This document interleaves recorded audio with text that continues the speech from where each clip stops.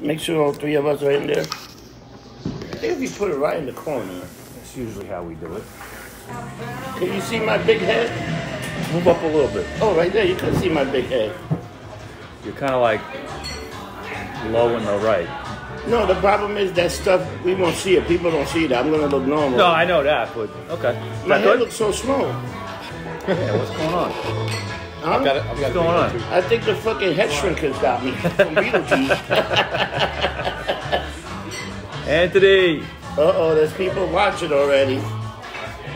We got a big star here today from the East Village. Yes. Be a big show today. Big show, huge show. Oh, that's people watching. This guy. People watching already. Yeah, we got crazy. Not so white Anthony. Oh, not so white Anthony? Yeah. You motherfucker. What's up? Yep, I see your big head, he said. You see my big head? How can you miss it? You lucky we're not in public. I want to tell you something, boy.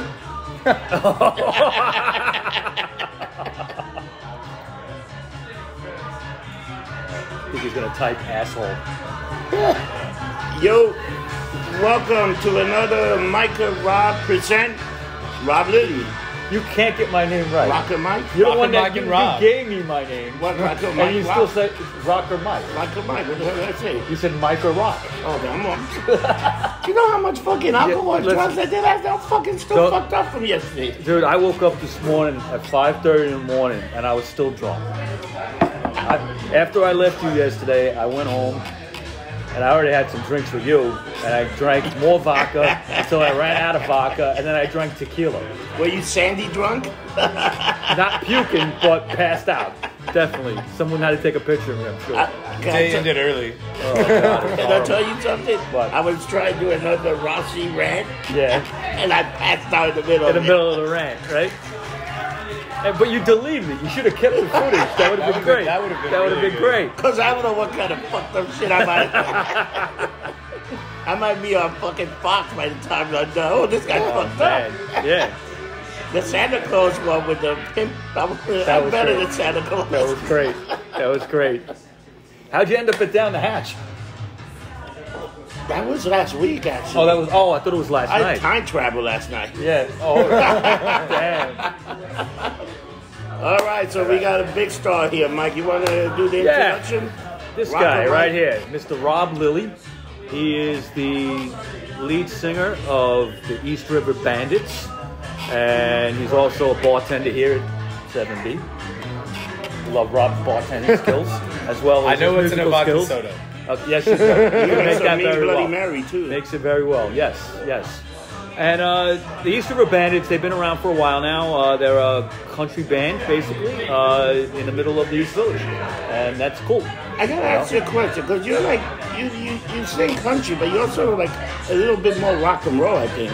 Yeah, well, and like a lot of the reason for that, I think, is because I'm the only one from Texas. Yeah. And all the other three boys are like Dan and Tim are from like New York. Yeah. And I'm not sure if Alan's from here, but I know he went to school at Virginia Tech, but I think he went down there and came back.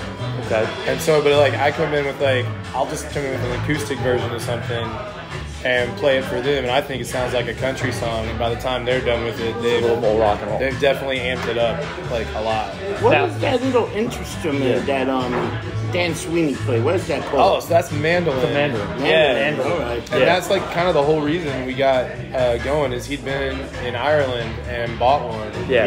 And came back. It's a popular instrument. Yeah, trying to figure out like what he wanted. And he was like, he'd been in a pretty successful rock band called Acquiesce. Ooh. And like they'd like toured and stuff like that, and so he just was kind of looking for a new project, and heard me playing in a bar like some country song that he knew the guy who wrote it. And he was like, oh, maybe this guy gets a mandolin. And the thing is, though, it's like such a traditional instrument. Like, Difficult to play, too. and the thing is, he never learned how to play it like you're supposed to. Properly. His favorite band is AC/DC, so he plays it like he's in AC/DC. So he's playing like mandolin like Angus Young would play. Absolutely, Yeah, that's sort of his goal. No, but that's good. That's a unique kind of sound. Normally people play that very softly. I didn't. And then it's like it's normally known for like a lot of rolls and stuff like that. And he does those every now and again, but not mainly. Normally he's just like looking like he's trying to break that. Oh yeah, I love that sound. That's a very unique sound. Anytime I hear he plays that, that's like I think that's what makes you like different than any other band. Are you familiar with Ian Hunter from Mata Hoople? Yeah, okay. yeah. Ian Hunter has a band now for a long time called Ian Hunter and the Rant Band. Okay, Rant, you'd like that. Yeah. Okay, and there's a couple of songs that they do from the Mata Hoople era, and there's a song called "I Wish I Were Your Mother."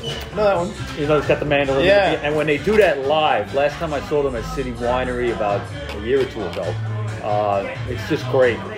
Watching them. I've seen them up close many times, and when the guy breaks out the mandolin, everybody goes, They love it. They love it. And like Dan will do, we have this one song that's like a murder ballad, total Christian country stuff called Big Muddy. And when he plays that one, especially live, that's one of those that it just like crushes. And he has like 2 little solos on that, and by the time he finishes that, it's like you just thought he just like lit an electric guitar on fire. He's just like, he kills it. Well, let's give a little history here. Okay, we're gonna go back in time. Awesome. Back in time. Okay, now you are originally from Stevensville, Texas. Yeah, okay. Stephenville, Texas, absolutely. Okay, the cowboy capital of the world. Right, the cowboy capital of the world. Now, down there, you were listening to a lot of country music, or was it a mix of things? What were you listening to when you were living down there? I listened to like a lot. I listened to growing up. My brother and I, we had our own rooms, we like shared a bathroom. Yeah. And he had a radio and I didn't, so I had to and he could go to sleep and I couldn't, so I just listened to whatever he listened to all night. So I had a lot of like oldies influence and stuff, like a Buddy Holly song, the first song I ever learned. Buddy Holly's from Texas too. Absolutely. Yep. And then I kind of 90s country, so like that sort of like Garth Brooksy era at the very start of it. And then I just started getting more into like classic rock and things like that. And then I found out about like this sort of like burgeoning Texas music scene that really was starting to get popular around the time I was in junior high and high school. Okay.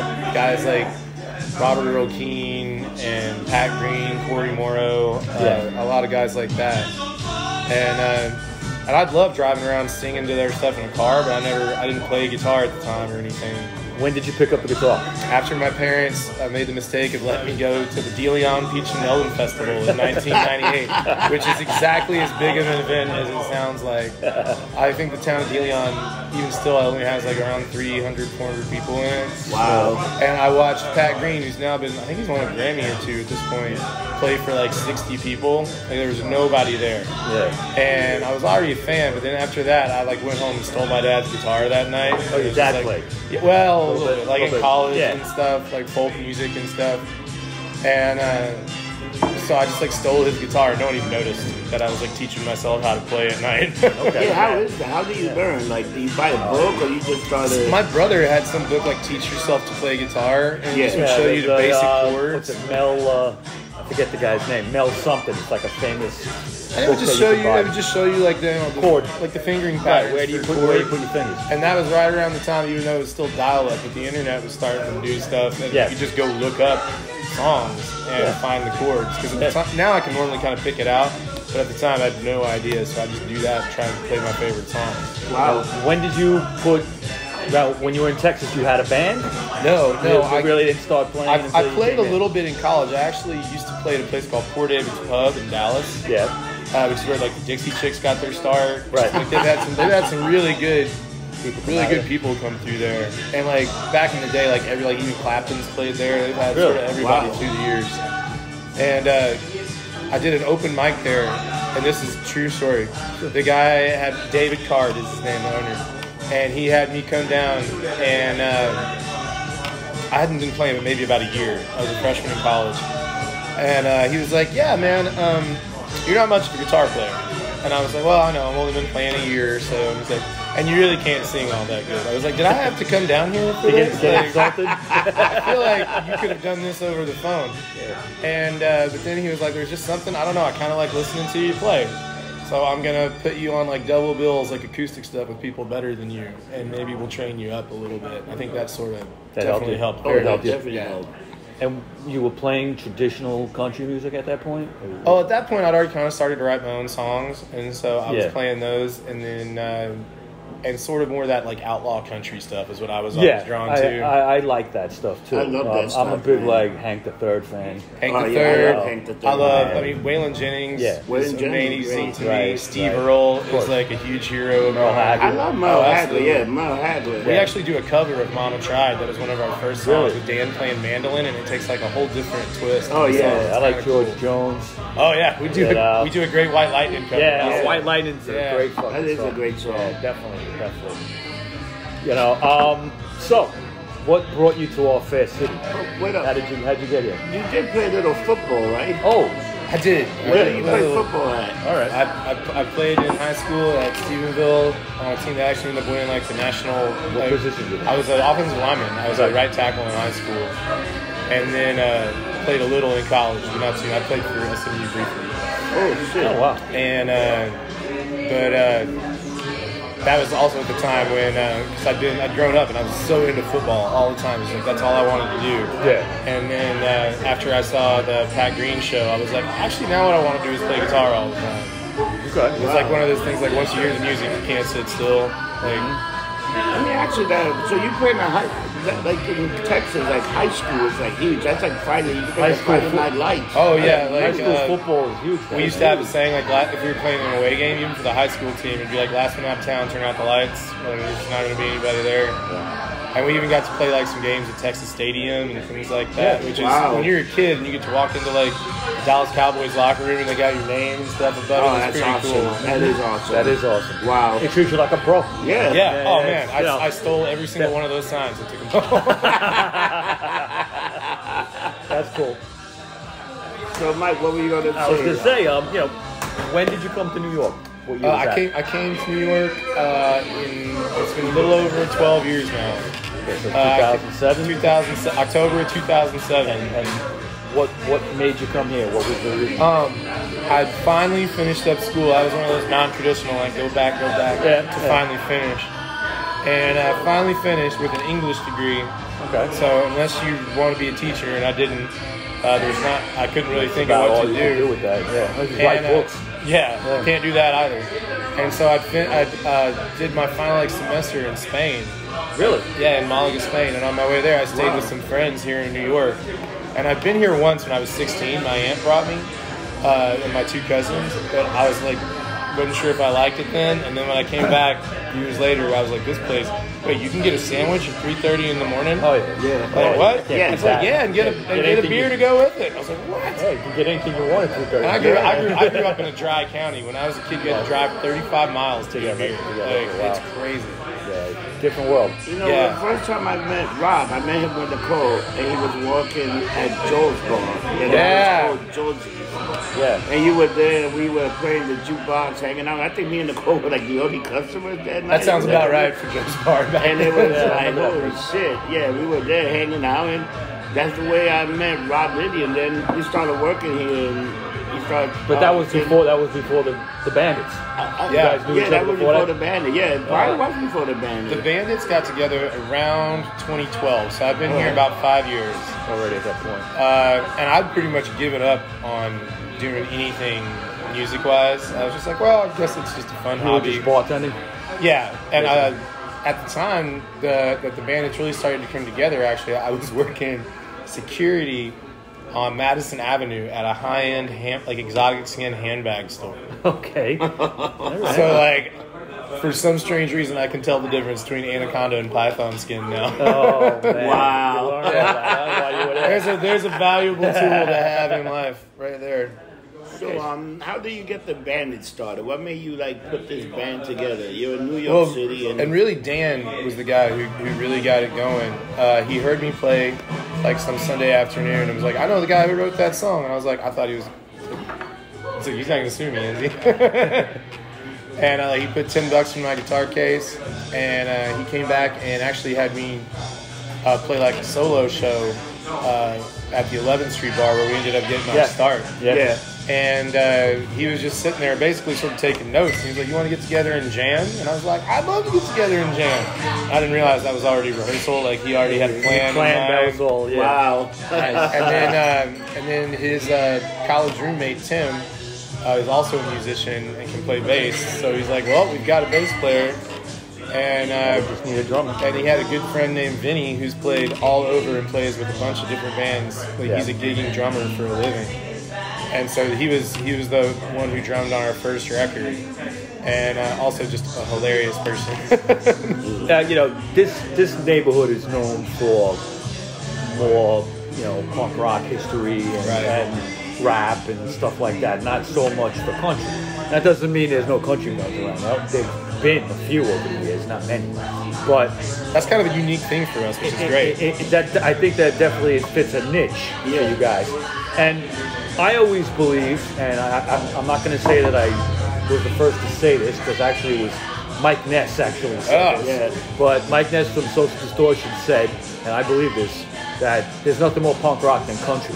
I swear. Okay. Story of My Life. If you play Story of My Life on an acoustic guitar, that is the most country sounding song I've ever heard. Yeah, it is. It totally is. Yeah. I mean, and Mike Ness kind of, and Social Distortion. And like his cover of Marty Robbins' Big Iron. That, but he made it like super rock. It was awesome. They invented that whole cow punk genre. They started that. Okay. And a lot of people have gone with that. Yeah. You know? And you got a little bit of elements of that. Well, and that's and like when Dan gets really, especially like I think the thing that we're the best at, and I'm very proud of this, is we're a good live band. We put on a good show. Oh yeah. Like I don't know if it's gonna be like change your life, great music or something, but I think while you're there, you're gonna have a good time. Yeah. Well, that's what it's about. Anybody that's gonna get up and play, whether it's punk rock or country or anything like that, you're there to make everybody have a good time. Yeah. And if you do that, you succeed. It's great. Like when we've seen people like getting up and dancing at shows and stuff like that, just like makes you feel great inside. Yeah. Now, you seen that little video I sent you of the clip from that live show that I went to last week? Yeah, and I've checked out a few other things online, and I'm gonna be coming down 11th Street Bar. Yeah. You've been playing there like monthly, right? Pretty much. Lately. Yeah, our next show is gonna be December 3rd, Tuesday night. December 3rd is the night with the other thing, right? Damn. Well, that's the Autos. We'll play more. Yeah. Well, maybe I'll come see you in January. We're also playing that following Sunday, which is the 8th, I believe.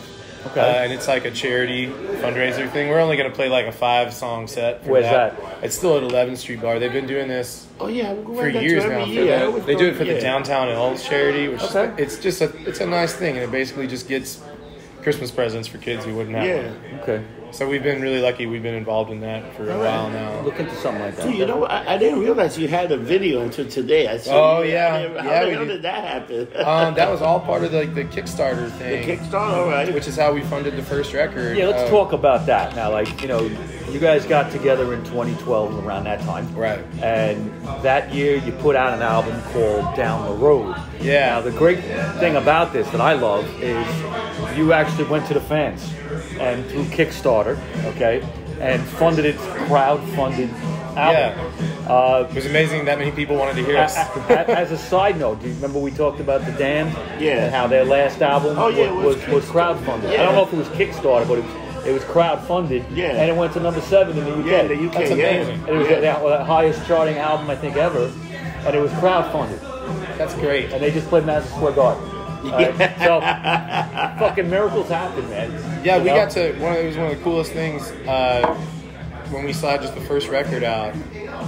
We got to be part of the opening act for Shooter Jennings at Bowery Ballroom. Wow. So we got to play for Waylon Jennings' son. Yeah. That's awesome. Which was... He's cool. It was pretty cool. It was amazing because it was like... like 700 people or something in there. Yeah. And it was like we had to sign autographs afterwards, and then I had to work the next day. And it was just like, would you like a Bud Light drafter bottle? And I was like, I just really went from here down to here. Like, reality set in. Yeah. And, you know, that's so the life of a musician there. Yeah. Now, one track that stood out, and everybody knows from that first album, Down the Road, is a little bit of drinking. Oh, yeah. Okay? In fact, what I got to mention too is on all 3 of your releases, you got songs about drinking. Absolutely. Oh, yeah. Absolutely. You're definitely good in my book with that. Holding on to that country tradition of Yep. songs about, Whiskey and whiskey women. and heartache. Absolutely, Yep. yeah. Crying into your whiskey, man. That's the best kind of country music. You know what songs I like? I like The Old Bar. Oh, This Old Bar. This Old This Old Bar. Bar. And then I love Down the Road is going tonight. Those are like my favorite songs. I heard like the nicest compliment. This guy actually took a train. I think he was living in Philly at the time. Yeah. And came to see one of our shows at Skinny Dennis. And this guy, his name's David Courtois, and he went to the same church as me growing up. He was like way older. Like I didn't really know him. In Texas. Yeah. And apparently he was like living in Ohio and was like driving a truck or something like that. But he said he listened to Down the Road every day, like to start his day off, like to like get him going. Yeah. And that was like one of the nicest compliments I've ever gotten on a song. 'Cause like I've had those songs that mean stuff to me, like start your get you your day. going. Yeah, absolutely. And that one of our songs could be that to somebody is pretty amazing. That's cool. That's cool. When me and you were talking the other day over here, you mentioned to me about how you got turned on to other kinds of music just by either working here in the bar or just living Absolutely. in the neighborhood. And one band you mentioned to me, which is one of my all-time favorite bands, is the Cramps. Oh, yeah, Right, absolutely. now we're going to be doing a show about them coming up in a couple of weeks, a 2-part show on a rock show. But how does the Cramps influence you? What is it that you like about them? First of all, I mean, just some of like, just the guitar hooks are unbelievable. Poison Ivy. Yeah, and it's got that kind of, like I was saying, I was such an oldies fan growing up, and it's definitely got, going back to like a lot of that sort of. But they put a twist on everything. Yeah, but then like you just hear like the attitude that comes with it, and Yeah. that's one of the things I like about the Bandits is I feel like it's got a little more attitude than your They were traditional. such rockabilly freaks. Yeah. Yeah, you know, and then it totally shows in the music. Yeah, I mean, Goo Goo Muck I could listen to on repeat forever. Forever. Yep. That's cool. Let me ask you, what kind of covers you like to do when you guys do the shows? Because I hear you guys do a few covers. Which one is like one of your favorite covers? Well, one of our things that we like to do is just take like a really traditional old country song, Yeah. and then kind of put our twist on it. Okay. Like we've been known to do for encores, like Folsom Prison Blues. Oh yeah, I have heard that. And we do George Jones, White Lightning. White Lightning. Right. And we've done like Mama Tribe, Merle Haggard. Yeah. And then the one we've been doing lately is Tom T. Hall's old one, How I Got to Memphis. Yeah, that's a good one. Yeah, Good one. and we the drummer and Dan and I do, like, I think we get a nice little harmony going on the chorus there, and I was like, ooh, we almost sound like we're singing. That's great. Cool. Very Have cool. you guys ever gone down to Nashville and just played in a bunch of bars? No, we haven't. And Dan's thing too, because he has friends in Nashville. Yeah. And then he also was like, I want to go to Texas and play in some bars in Texas, and then I can finally get a cowboy hat. And Now it's legit. he's right? like, I will not get a cowboy hat until we play in Texas. So hopefully we'll get on that. And actually, like, the Texas country scene is even trying to do a thing in New York. They've been doing a thing the last couple of years, like, where they've got kind of like some nice mid-level but smaller bands as well that are playing, like, guys that are grinding it out all week, playing shows every night. And they go to London and just like play. They call it a Texas music takeover and play all these pubs and stuff.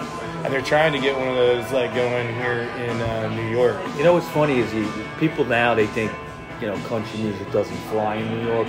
But I don't know if you remember, Rob, but when we were kids, there was a country music station. Oh yeah, there on was AM. one. Yeah. There was always one. WHN. Yeah.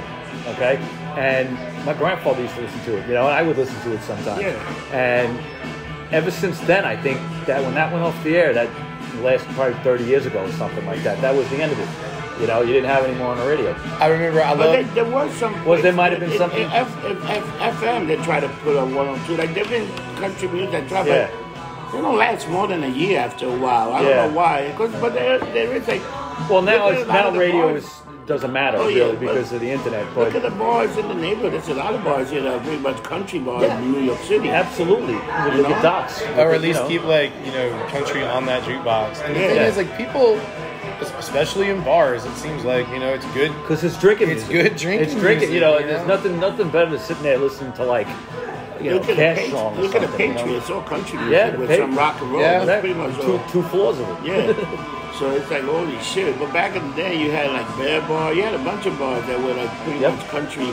And the only reason they're not here because they either got bought out and you know they just disappeared. Do you remember Jones Street Cafe? Yeah. Yeah. Do you remember the Yeah. jukebox in there? Yeah. They actually had records. Yeah. Up to the end. That and the cornbread were just out of sight. The menu on the wall and it The was all. Raccoon Lounge on Amsterdam also had records. They had the little records. Yeah, what they called 45. So one time Yeah. I was you remember Jenna, right? Yeah. So Jenna and I were going drinking one night down in like Tribeca and stuff, and we were sloshed. And Being lumped up? yeah, we were super lumped up. We were fresh mashed potatoes. And we went over to Raccoon Lounge. I don't remember this at all. I was completely out of it. Yeah. And like the next time I saw the person we went with, they're like, "Oh yeah, it's like something about Raccoon Lounge closed." I was like, "Oh, I always wanted to go there." They're like, "You did. You took over the jukebox immediately." And I was like, "Well, that does sound like something I would do." You just have no recollection of it, right? I just don't recall doing it. Apparently, I was like every country song in there. I was like, Dude, you know, the last time we went to Raccoon Lounge, it was all of us. Yeah. And it was after I think a Labor Day trip. We used to do the boat ride. Yeah. And it's everybody at the bar go to Raccoon Lounge, and some motherfucker just took out fucking cocaine and did it right on top of the bar, and the bartender kicked the guy out so fast. Oh my god! It was fucking hysterical that the dude just did that shit. was it like one of those things like, did you bring bathroom. enough for the rest of the class? No, it was like, get the fuck out. It was fucking funny, man. But the dude said, this is the last time I'm going to be able. And he fucking went for it. I couldn't fucking believe it. It was fucking hysterical, man. That's funny, man. It was so funny. But he got kicked out right away, you can't have that. But also, it's like that makes you think of like those like the honky tonks and stuff that you like see. Like it's like you can see that crazy shit going on. breaking bottles or whatever. Yeah. Now, at home, back home, are you a bit of a rock star? No. Really? There's actually two guys from my high school that are also musicians and doing way better. A guy, they're both awesome too. One guy goes by his stage name is Buck Buffalo. And I know, isn't that great? And Rob would call him Fuck Buffalo. yeah. I got to get one of those T-shirts. And then my other friend I went to school with, John Young, who's like the reason he's always like, you always got to have a guitar pick in your wallet. And I still carry one in my wallet because of those guys. At all times. That's great. And Buck is one of those guys that's being involved in that Texas music takeover thing. Yeah. Wow. And so I'm just like, how cool would it be if like some of those guys from my hometown came up to New York and played some shows? That would be amazing. You would probably join them. Would you join them? Yeah. Hopefully we'd be part of it. Let me ask your opinion on something, because labels and stuff with country music changes a lot over the years. Definitely. And one label that I don't really get, because I don't understand it, is that alt country label. Okay. You see it a lot. You see a lot of bands lumped into that. Probably you guys could be lumped into that. I would say probably. Yeah, but I don't understand it, because when I see and I hear what's considered alt country, to me it's just country. It's real country music. And I think for the most part they're talking like an alternative to like that super polished Nashville branding and stuff. Well, that's not country music to me. To me, it's pop music with a cowboy hat. That's exactly all it is. And a pretty face and whatever. Well, I love that Tom Waits line, like when he won the alternative rock Grammy. Yeah. He just goes up in his speech was alternative to what? Exactly. I mean, remember the worst thing with labels was when Jethro Tull won Best Heavy Metal Album. Oh, that was horrible. Oh, remember that? Oh, that was and it crap. was the first year they had that category. That was crap. But the Country Music Awards are this week. Yeah. I saw commercials for it today. Yeah. CMA. And Dolly is that Parton, Reba and Dolly are hosting? Yeah, and now Dolly Parton, like that's she's a class. You gotta love her. She's straight awesome all the way to the moon and back. You know what? Because she's getting a show coming out on Netflix soon. There is something coming up, and it's about her songs. So she's gonna have a show with. She's a great songwriter. Yeah, she can play like 9 instruments. It's gonna be like a series based on some of her songs. So it's gonna be an interesting concept, and she's in it. Yeah, another woman from that same era I love is Loretta Lynn. Oh, good Lord, yeah. man. And God. Did you ever hear the Van Leer Rose album? With Jack White Yeah. producing it? Oh my God. That's an album that probably no more than a month or two will go by that I don't listen to. Oh, okay. That album, since it came out, I think he won a Grammy for that too. Probably. She did. That Portland song. Portland, Oregon. That's a great Slow song. Gin Fizz. Slow Gin Fizz. Yep, I That love ain't that love, album. and tell me what it is. Yeah, Like, exactly. You know, Slow Gin Fizz is one of the few things that has an egg in it. Yeah. Really? You gotta put an egg in it. Can you make it? Way to do Like it. the whole egg or just the white? Fuck no. I'm not gonna Like make if someone walked in and said, "Give you a slow gin fizz," Dude, you'd somebody tell them, walked "Get the fuck out," right? into that show yesterday, asked for a fucking frozen daiquiri. My word to me, get the fuck out of my bar. And the guy goes, I'm just kidding. What about that? Makes you think you're gonna get a frozen daiquiri there? He Huh? said, does this look like this kind of Frozen place? daiquiri. Oh man. Rob, so I see that all your covers, was Justin the guy that do all your covers? Yeah, Justin Kaufman, justinc.com. The album covers? Yeah. Okay. I worked with him for years and years here, and he's a super talented artist. Like the blue guy up there is Justin. And he's got a really distinctive style, and it's been kind of neat that he's done every single one of our record covers. That's awesome. Which is kind of like Steve Earle has one guy that does all of his, which is really, I think it's just cool that if you look at ours, it's like, oh, that's a Bandits record. It's not just like a picture of a highway or something. Yeah. You know? Yeah. Yeah, so you did another LP, Whiskey and the Women. It's an Absolutely. EP, right? What was an EP? What was the inspiration to that song? Oh, well, huge surprise. A breakup. Yeah, there you go. Shocking. That was lead up to, if you ever heard the terminology, if you play country music backward, you get your car back, your woman and your dog back. Yeah, the dog's so fun. I've heard that. That's true. But yeah, no, it was just like one of those things, and The title track is great. It's a little bit true. It's a little bit made up, and it was one of those things. And I was like, well, if you want to tell your side of the story, start your own band. Like, You embellished a Yeah, little bit. the way you did it, you started with fairy tale. It's like you're going through the journey, and then the last song is the breakup. yeah, yep.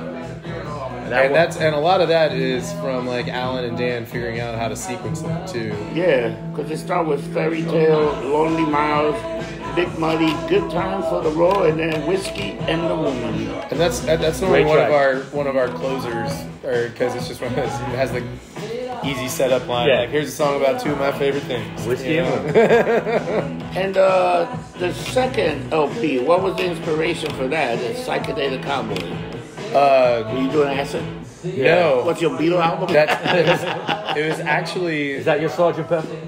totally. As close as we're getting.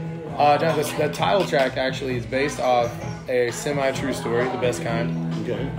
Psychedelic Mushroom? One of my relatives, I almost don't want to say which one. I'm afraid he'll sue us for likeness rights. But used to live. He'll know. Yep. He'll know who it is. But he used in the late 60s maybe. Yeah. He was living in a hippie commune outside of Aspen. So the story goes. And had hair down to his butt and was on this. But he'd also gone to school at Texas Tech on a steer wrestling scholarship.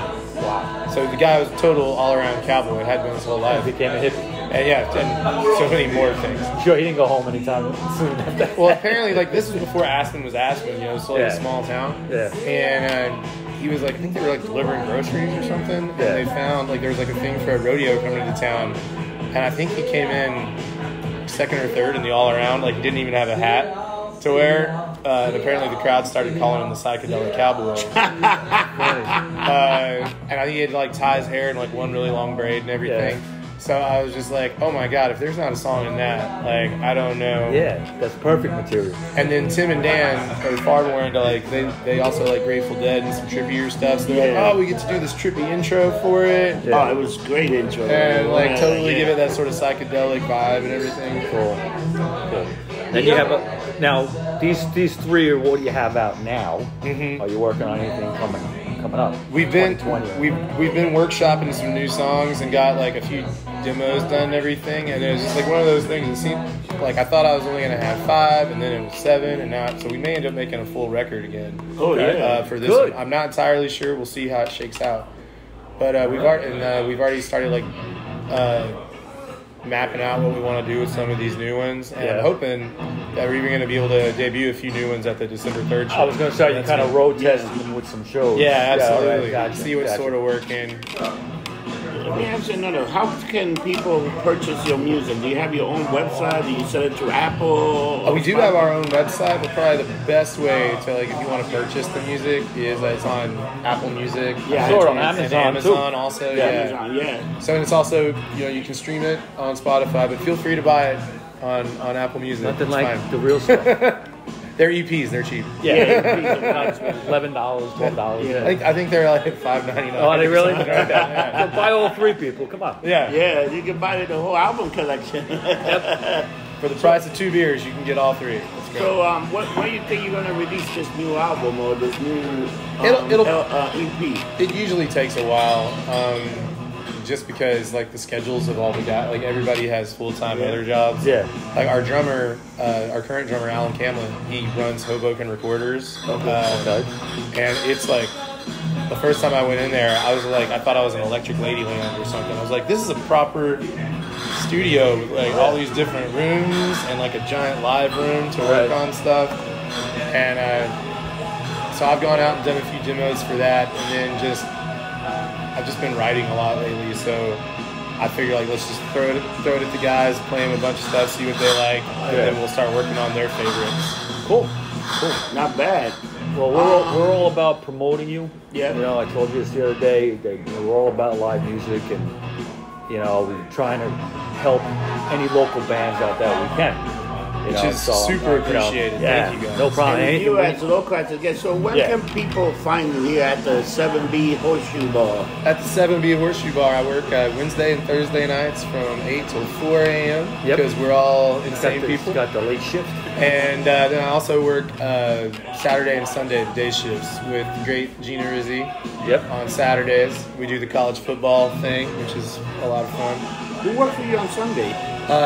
Kelsey, this lady named Kelsey Blanchard, who is just terrific. It's her first football season, and she's such a football bar She's here. new, right? Yeah, and her very first day actually working was week 1, opening Sunday, which was a zoo in here, an absolute zoo, and just she's great. So this is a great bar. This is a good bar. Yeah. Oh man, it's one of the places like it's one of the best things that ever happened to me was to get this job here. Yeah. That happened to be playing in the bar when Dan was walking in to watch the Islanders play. So you guys met here? It was a different bar. Different bar, right. But he'd walked in to watch the Islanders play. Yeah. He used to live down the street, and it just worked out really well for me. So, Dan Sweeney is one of the owners of the 11th Street Bar also. So he's a good guy. We should go there one day, have a few drinks, and we should do a podcast from there one day. We could probably do great bar. They got some nice places. They live in the back. I've been in there. I've been in there a couple of times.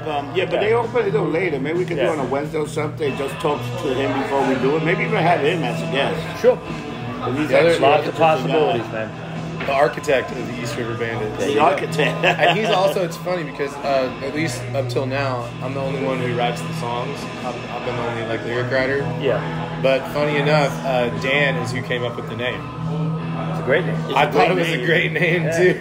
As soon as I heard it, I was like, that's got to be what it is. Definitely. And he originally wanted it to be like Rob Lilly in the East River Bandits. No, and I was very adamant that was not what we were going to do because I like being part of the team, part of the group. Yeah, I think that's the offensive lineman in me. Like I like being part of the team, it's being in a band, and and like being part of something. And I like doing that instead of being apart from it. Right. You know what's funny? You played the rodeo bar a few times, also, right? We didn't do rodeo bar. You did a bar that I was like. But we did Skinny Dennis. I think that's when we had our psychedelic cowboy record release. Was Skinny Dennis. And that's a great country bar in Brooklyn, and it was amazing because I've loved it. Where is that place? I heard of it. It's like at Bedford and Barry and Metropolitan. It's in Williamsburg. Yeah. Not far from the Bedford. This looks cozy. Yeah. Podcast. Oh, yeah. Okay. That's my spice buddy. Dennis. He's a really awesome chef. He makes really great hot sauce. Not bad. Cool. So, how else can we get in contact with you? You got an email? You got a website? How can we have people reach out to you? EastRiverBandits.com, and like anybody who wants to book us for Madison Square Garden can totally email us. And we have a pretty good response rate for stuff like that. And that's a funny thing. Even when we're playing 11th Street Bar, to me, it just still feels like I love doing it so much. It feels like we're in Madison Square Garden. To me, that's every show. Selling out the garden. And you have a good following, too. No, he also played Arlene Grocery a few times. Yeah, we've done, I think, 2 residencies. We've played Mercury Lounge, Rockwood. Yeah, Rockwood. We've been really, really fortunate in the places we've been able to play. I talk to Tommy London once in a while. I just go visit him down the hatch. And he's like, he's big, and he does like his own little $5 rock night at Arlene Grocery. I don't know if you'd be interested in doing like something with him. I could ask him if he ever needs like an act or a band to play. Well, I mean, for me, I just want to play all the time. So, like that's where I come. Like when I go home later, it's like I guarantee you're probably gonna be playing for another 3 hours or more. Like just can't stop really. All right. Especially if you're a little lumped up, Yeah. Michael Rob. RockerMike. RockerMike and Jesus Rob. Christ, I got it. This is what I'm looked up. I'm like, I got it. I'll get the name right. Your brain's stuck. It's the same thing like I call Kansas Fried Chicken. What was it? What is Max's Kentucky Fried Chicken. Oh, man. So how can we get in touch with you? Okay, I'm on Instagram, RockerMike212, RockerMike212 on Instagram. Twitter, you could tweet me, RockerMike3. And then I'm on Facebook, too, under Michael Baker. And you're on Facebook, Rob Lilly. Yeah, Rob Lilly. And then also there. East River Bandits has a Facebook page that'll let you know about shows and stuff. And we're actually going to be trying to do some more content on the Facebook page. Like maybe if it's just like a video of somebody like working on it, like doing an acoustic song or something like that. We were going to try and maybe do some more of that. Oh yeah, that'd be good. Yeah, man. It's good to update a lot. Just to keep some interest. Yeah, you can easily do a video one day when you do a show at 11th Street Bar. Just put it up. Well, we actually had a guy who videoed, I think, the entire show from the back last time. I saw that. And then we did like some promo pictures afterwards. Nice. No one told me we were doing promo pictures. So, Rob, thank you, man. You were a great guest. Are you kidding? Rob, thank you for being on the show. And also, let us know when you do show, because we can always put your stuff up on the rock show. We go to the show. We'll promote it. If you got a show coming up, I'll mention it. Yeah. Because I do like upcoming shows. We'll talk about things coming up. Definitely. Anything. Come out, we'll do a little bit of drinking. A little bit of drinking. The rock show got about maybe 1,000 followers that listen to it once a week, so it's a good venue. That's those amazing. People, and we actually got people in Europe now. We're getting some new people. Yeah, people in Iran. Figure that out. And you know what? People across the pond like country music too. Yeah, no, they do. Yeah, they do. So you never know. Oh man, right person amazing. hears it. You never know. Fantastic. So guys, thank you for everything. Remember, don't get drunk. Get lumped up. We'll see you again real soon.